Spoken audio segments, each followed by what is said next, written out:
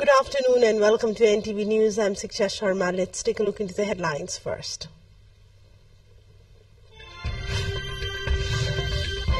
Four-day-long Chhath festival begins. Water bodies being decorated for Sunday's main celebration to worship sun god. Winter setting in Nepal as mercury plunges down. Western region under partial effect of westerly winds. Smugglers killed 2 rhinos in Chitwan National Park. Rhinos found dead with horns cut off.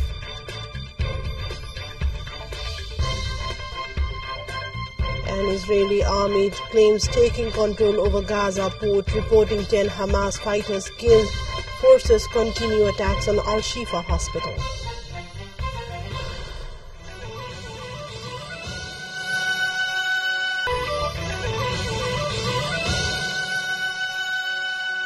Welcome back to NTV News. We take a look into further developments. This year, Chhath begins from today. Chhath is a festival during which the sun god is worshipped by making various offerings. It is believed that the person observing a fasting during the Chhath festival will be freed from suffering and poverty. On the day of Kartik Shukla Chaturthi, today, the people observing fast take a bath and eat only a single meal. The day is called Nai Khai. The next day, that is tomorrow, on Kartik Shukla Panchami, those observing the fasting prepare kharna or rice pudding mixed with molasses, offer it to Chhathi Mata, the goddess, and partake it as prasad or auspicious item. They also eat fruits and abstain from food items containing salt. They observe a complete fasting and even do not drink water on this day. The Chhath fasting and worship is concluded the next day by making arghya offerings to the rising sun. There is a religious belief that skin diseases can be kept at bay if one makes the arghya offering to the rising sun by performing worship to the sun god duly following the rituals during the bright half in the month of Kartik as per the lunar calendar. Chhath festival carries a huge cultural and religious significance among people from the Tarai region. Areas around the water bodies in Ganga Sagar, Dhanus Sagar, Argaza Mahasagar, Ratna Sagar, Gurdoi, Inochav, Janakpur Dham are famous for Chhath celebrations. These landmarks, along with other ponds and riverbanks, are being adorned with twinkling lights and flowers. At the moment, local authorities, along with the volunteers, are pursuing cleanliness and decoration of these water bodies of religious value and their banks. Meanwhile, markets are crowded with consumers making purchases for the Chhath essentials. Since the number of people celebrating Chhath is increasing by the year, market hustle looks quite significant this time. Even though offering arghya to the sun god, which is the main ritual of the festival, is determined on November 19 this year, performing major rituals with devotion starts from today. Chhath is devoted to the sun deity and is celebrated over a period of 4 days. Performing the rituals of the festival is also believed to fulfill devotees' wishes. Chhath, which used to be observed in some places of the Tarai Madesh only before, is nowadays observed in many places across the country and has assumed the form of a national festival. These days is celebrated in the hilly region along with the Tarai Madesh and also in the federal capital, Kathmandu. The country has witnessed dip in mercury and cold has increased across the country, including in Kathmandu. People across the country are experiencing colder moment in the morning and evening time, albeit the days are sunny. Many parts of the high hilly and mountainous region are witnessing snowfall as dipping mercury level plunges down, and it has changed the weather pattern inside the country. In view of mercury dip across the country, the Department of Hydrology and Meteorology has urged one and all to take precaution and stay warm as temperature is going minus by the day. A partial effect of westerly wind in the western part of the country and the partial effect of low pressure area formed in the central western region of the Bay of Bengal has also an impact in various places of weather at various places across the country. As per the new update weather report, there is a possibility of light snowfall at a couple of places of high hilly and mountainous region today. Let's take a look into a short break here. More news follows up next. To stay with us. Welcome back. We continue with the rest of the developments. 2 rhinos have been killed by poachers in the Chitwan National Park. 2 female rhinos were found dead with their horns removed in the area 3.5 kilometers southeast of Chaparchuli Post under the east sector of the Chitwan National Park, said the Park Information Officer Ganesh Tiwari. They were killed by trapping them into ditches, he said. One of the deceased rhino was 6-year-old and another 18 years old. The horn of the 6-year-old rhino was cut and the horn of another one was removed. It has appeared that the 6-year-old rhino was trapped to death into a new ditch some 3 days ago and another into an old ditch some 10 days ago. Investigations have been launched after taking details of the incident on Thursday evening. This year, 5 rhinos died natural death. Last year, poachers killed 2 rhinos at Ntvithari area. The Supreme Court has ruled that a suicide pact or joint suicide committed by 2 or more people should be defined as a crime. Country's top court also ordered the government to make a legal provision for determining the punishment to this. The Supreme Court drew the attention of the Federal Parliament and the Ministry of Law, saying that there is no provision of punishment for suicide pact in the existing law. The court's verdict came following ruling in case of a couple who tried to commit joint suicide in which one of them survived. The decision was made by joint bench of Justices Anil Kumar Sinha and Hari Fuyal. Let's take a look into yet another break. Stay with us for the international updates. Welcome back. We continue with the updates from the international front. Israeli troops advanced in their campaign to destroy Hamas in Gaza, fighting gun battles and taking control of a key port a day after a raid on the territory's main hospital.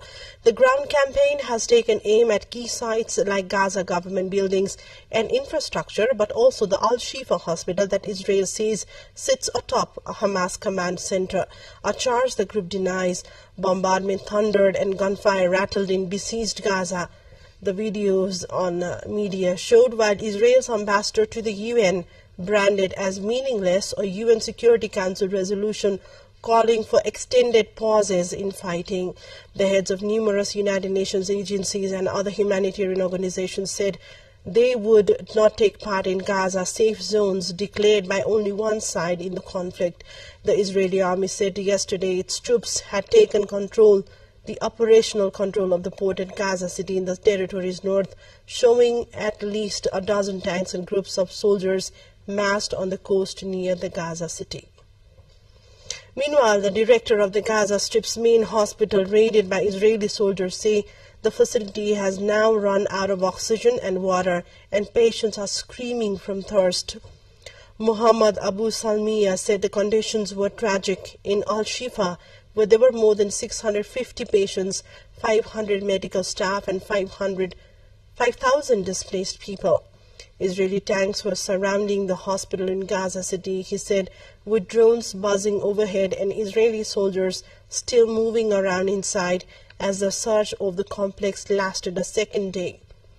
Since the Israeli Defense Forces launched their raid on Al-Shifa, they have released several photos and videos of what they say are Hamas weapons and equipment.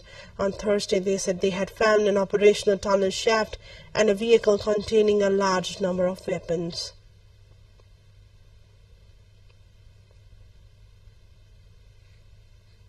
A quick look into the highlights of what's coming up next.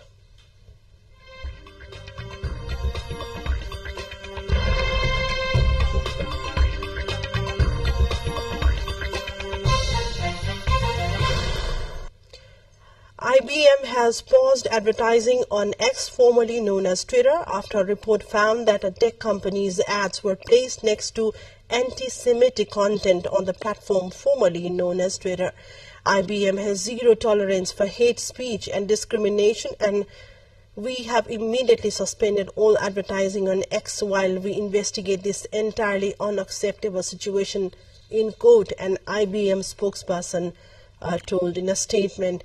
Researchers and advocacy groups have documented a rise of controversial content on X, though the company has disputed those claims. IBM's decision to halt advertising on X also comes after Elon Musk on Wednesday boosted and drew attention to an anti-Semitic X post and issued statements that drew backlash from the critics. China on Thursday sent a new generation ocean color monitoring satellite into space to help improve understanding of marine waters.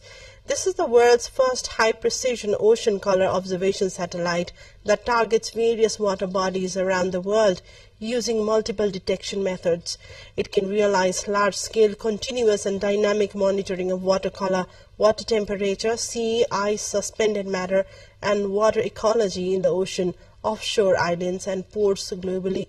The satellite will provide remote sensing services from China's main sea routes and promote the utilization of fishery resources and marine pollution monitoring, said the Earth Observation and Data Center under the China's National Space Administration.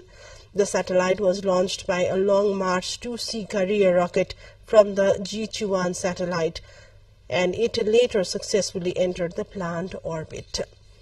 Time now we take a look into sports update.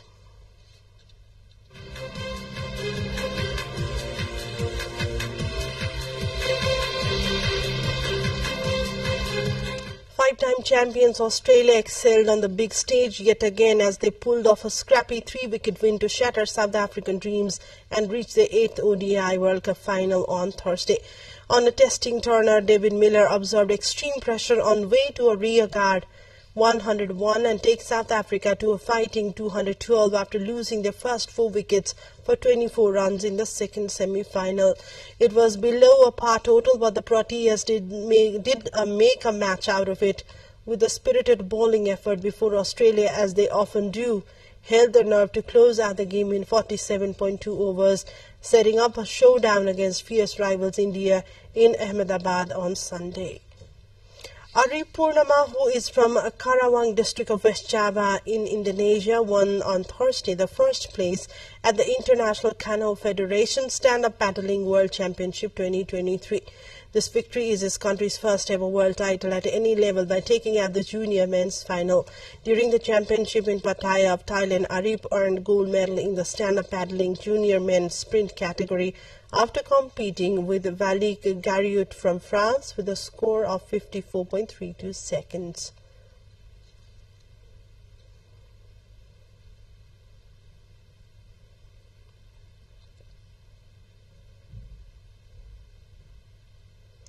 A recap of headlines in the end.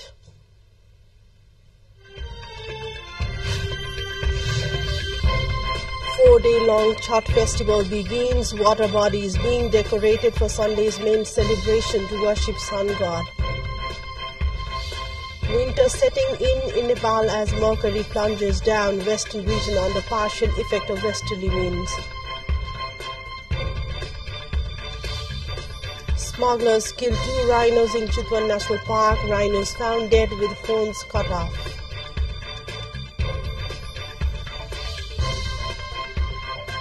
An Israeli army claims taking control over Gaza port, reporting 10 Hamas fighters killed. Forces continue attacks on Al-Shifa hospital. That's all for now. Thank you for watching. Have a great day ahead. Namaste.